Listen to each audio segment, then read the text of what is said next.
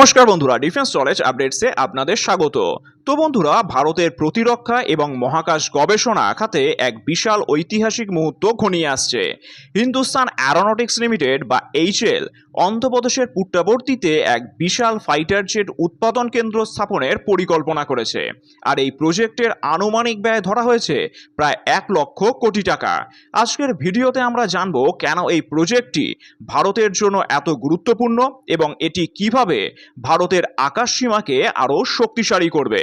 তাহলে দেখুন, সম্প্রতি ম্যানুফ্যাকচারিং টুডের একটি প্রতিবেদন অনুযায়ী এইচএল ভারতের অ্যারোস্পেস ম্যানুফ্যাকচারিং ইকোসিস্টেমকে বিশ্বের দরবারে পৌঁছে দিতেই এই বিশাল বিনিয়োগের সিদ্ধান্ত নিয়েছে। আর এর বিনিয়োগের পরিমাণ হচ্ছে 1,00,00,000 টাকা। অবস্থান কোথায়? অবস্থান হচ্ছে পুট্টাবর্তী বা অন্ধ্রপ্রদেশে।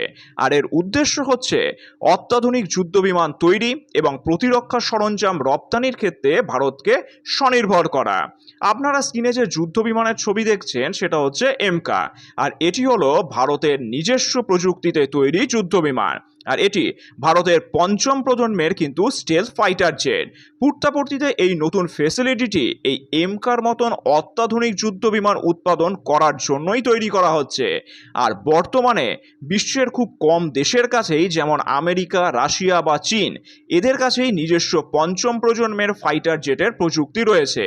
আর এই প্রকল্পের মাধ্যমে ভারত সেই এলিট ক্লাবে প্রবেশ করতে চলেছে।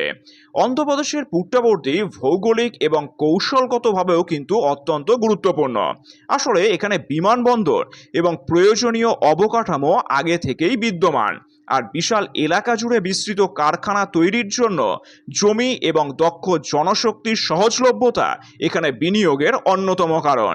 আর এই প্রকল্পের ফলে দক্ষিণ ভারতের একটি বিশাল অ্যারোস্পেস হাব তৈরি হবে, যা হাজার হাজার মানুষের কর্মসংস্থানের সুযোগ সৃষ্টি করবে। এছাড়াও এতদিন ভারত রাশিয়া বা ফ্রান্সের মতন দেশগুলোর ওপর যুদ্ধ বিমানের জন্য পুরোপুরি নির্ভরশীল ছিল, যেমন রাফেল বা সুখোই। কিন্তু এই 1,00,00,000 টাকার প্রকল্প প্রমাণ করে যে ভারত এখন আর শুধু ক্রেতা নয়, বরং উৎপাদক হতে চায়। আর প্রধানমন্ত্রী নরেন্দ্র মোদীর আত্মনির্ভর ভারত অভিযানের অধীনে এটি বিশাল একটি পদক্ষেপ। এর ফলে ভারতের প্রতিরক্ষা আমদানির খরচ যেমন কমবে, তেমনি ভবিষ্যতে ভারত অন্য কোনো দেশেও যুদ্ধ বিমান রপ্তানি করতে পারবে। আর এই প্রজেক্টটি কেবল এইচএল এর একার নয়, এর সাথে যুক্ত হবে শত শত দেশীয় এমএসএমই বা ছোট ছোট স্টার্টআপ কোম্পানি, যারা যুদ্ধ বিমানের ছোট ছোট পার্টস বা সফটওয়্যার তৈরি করবে। আর এটি ভারতের পূর্ণাঙ্গ শিল্প খাতে এক বৈপ্লবিক পরিবর্তন আনবে বলেই মনে করা হচ্ছে। এখন চ্যালেঞ্জ কি, বা এই পরিকল্পনার ভবিষ্যৎ পরিকল্পনাই বা কি? তাহলে দেখুন, যদিও 1,00,00,000 টাকার এই প্রকল্প অত্যন্ত উচ্চাভিলাষী, তবুও এর সামনে কিছু চ্যালেঞ্জ রয়েছে।